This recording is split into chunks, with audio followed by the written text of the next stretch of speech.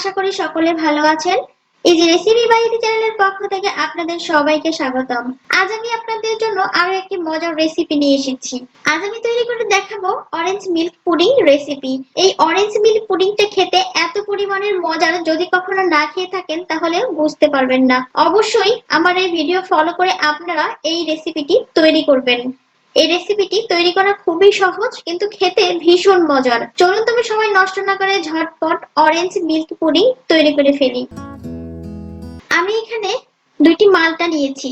অরেঞ্জের থেকে মালটার রস বেশি থাকে, তাই আমি দুইটা মালটা নিয়েছি। এবার আমি মালটা দুটো কেটে রস বের করে নিব।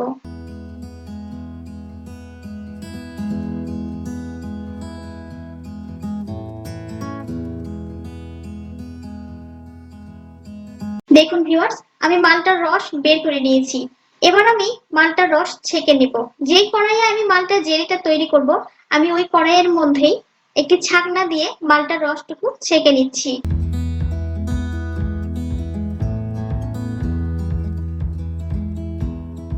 ছেঁকে নেওয়ার পরে আমি এর মধ্যে দিয়ে দিব 1/3 কাপ পরিমাণ চিনি, দিয়ে দিব আমি 1/4 কাপ পরিমাণ কর্নফ্লাওয়ার।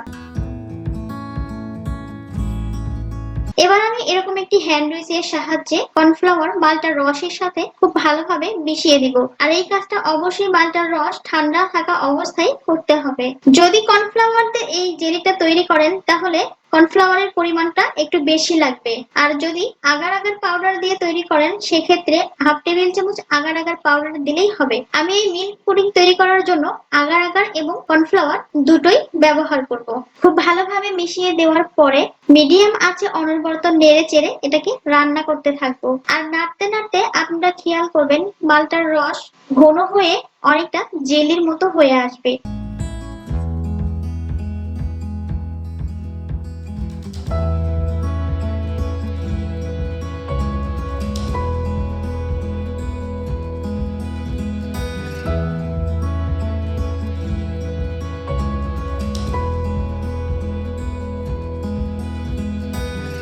দেখুন ভিউয়ার্স, কতটা ঘন হয়ে গেছে। আমি যেহেতু এর মধ্যে কোনো পানি ব্যবহার করিনি, তাই খুব তাড়াতাড়ি এটা ঘন হয়ে আসবে।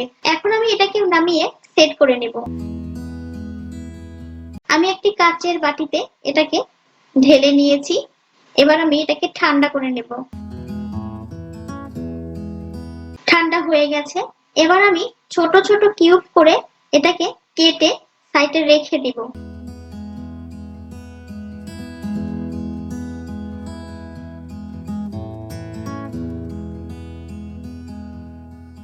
আর এখন দুধের মিশ্রণটা তৈরি করে নিব। তার জন্য একটি কড়াই নিয়েছি এবং এর মধ্যে দিয়ে দিব 1/3 কাপ পরিমাণ চিনি, 1/2 টেবিল চামচ পরিমাণ আগার আগার পাউডার, দিয়ে দিব আমি এখানে লিকুইড দুধ। আর এখানে আমি 2 কাপ পরিমাণ দুধ নিয়েছি। এবার আমি চুলার আঁচটা মিডিয়ামে রেখে এটাকে অনবরত নেড়ে চেড়ে রান্না করতে থাকবো।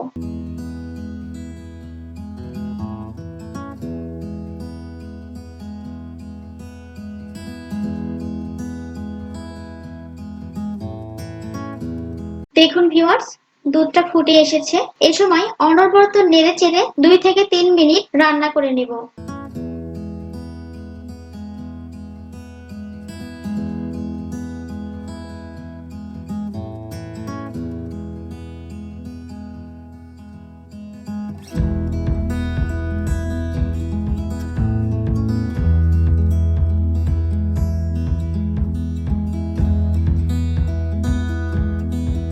মিনিট পর আমি চুলাটা বন্ধ করে দিচ্ছি।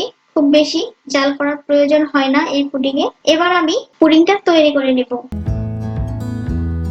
আমি একটি কাচের বাটি নিয়েছি।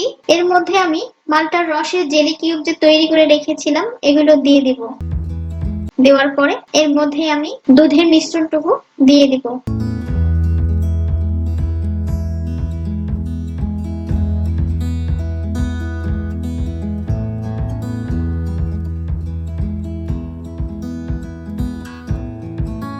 দেওয়ার পরে একটি ছোট চামচের সাহায্যে জেলি কিউব গুলো নেড়ে চেড়ে দিব। তাহলে জেলি কিউব গুলো পুডিং এর চতুর্দিকে খুব ভালোভাবে ছড়িয়ে ছিটিয়ে থাকবে। দেখতেও ভালো লাগবে এবং খেতেও অসম্ভব মজা হবে।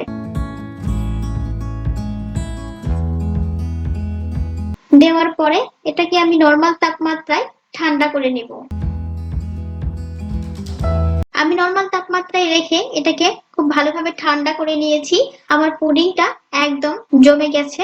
এবার আমি এটাকে কেটে আপনাদের দেখাবো। আমি দেখতে একটু সুন্দর লাগার জন্য চতুর্দিক থেকে কেটে আমি সমান করে নিচ্ছি।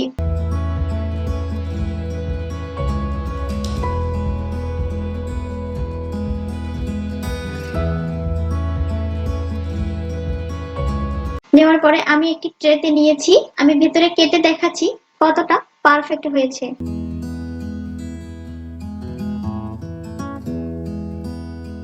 দেখুন ভিউয়ার্স, ভেতরে কতটা পারফেক্ট হয়েছে, ভেতরে কতটা সুন্দর দেখাচ্ছে। এই রেসিপিটি শুধু সুন্দরই না, এটা খেতেও অসম্ভব মজার। আমার এই ভিডিও ফলো করে আপনারা অরেঞ্জ জেলি মিল্ক পুডিং এর রেসিপিটি তৈরি করে খাবেন। এই রেসিপিটি তৈরি করা খুবই সহজ, ছোট বড় সবাই এটা খেতে ভীষণ পছন্দ করবে। মিল্ক পুডিং এর সাথে অরেঞ্জের জেলির একটি মিশ্রণ পুডিং এর স্বাদ দ্বিগুণ বাড়িয়ে দেয়। এটা আমি তৈরি করেছিলাম, খেতে ভীষণই মজার হয়েছে, তাই আপনাদের সাথে শেয়ার করলাম। আশা করি ভিডিওটি আপনাদের কাছে ভালো লেগেছে। ভালো লেগে থাকলে অবশ্যই কমেন্টস করে জানাবেন, সাথে লাইক এবং শেয়ার করবেন। এখনো যারা সাবস্ক্রাইব করেননি তারা অবশ্যই সাবস্ক্রাইব করে পাশে থাকা বেল আইকনে ক্লিক করে নেবেন, যাতে পরবর্তীতে সহজ এবং মজার রেসিপির ভিডিও আপলোড করলে সহজে আপনাদের কাছে নোটিফিকেশন চলে যায়। আজ এখানে বিদায় নিচ্ছি, আবারও ফিরে আসবো নতুন কোনো মজার রেসিপি নিয়ে। সেই পর্যন্ত সবাই ভালো থাকুন, সুস্থ থাকুন। আল্লাহ হাফেজ।